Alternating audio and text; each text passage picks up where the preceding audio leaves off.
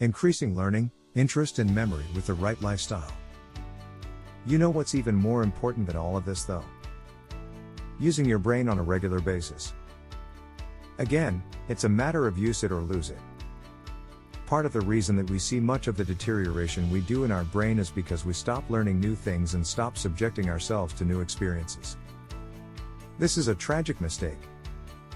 We've already touched on BDNF and brain plasticity, but knowing how this process works is what will really highlight just why it's so crucial to keep learning. Essentially, whenever you use your brain, you are causing specific neurons in your brain to fire, called an action potential. If two neurons fire at the same time, a connection is caused, and the more often those two neurons fire simultaneously, the stronger that connection becomes. This is how we learn, and it's how memories are formed. The more we repeat a task, the more easily one action or one cue will lead to the next. This is reinforced when we think something is important and give it our full attention. This triggers the release of dopamine and other excitatory neurotransmitters, which causes the release of BDNF to enhance more synaptic plasticity.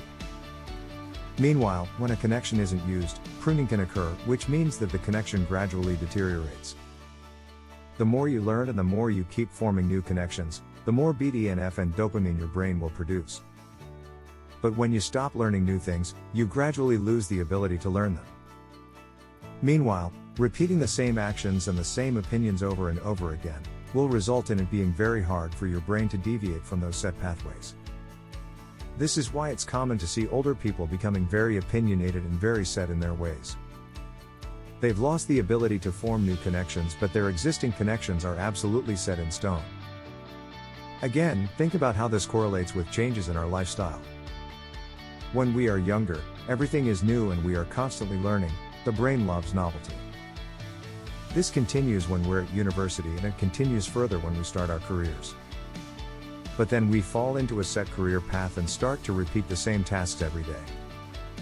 Those tasks lose their challenge and we are essentially just going through the motions. Our production of dopamine and our brain plasticity deteriorates. Around this time, we also stop being active.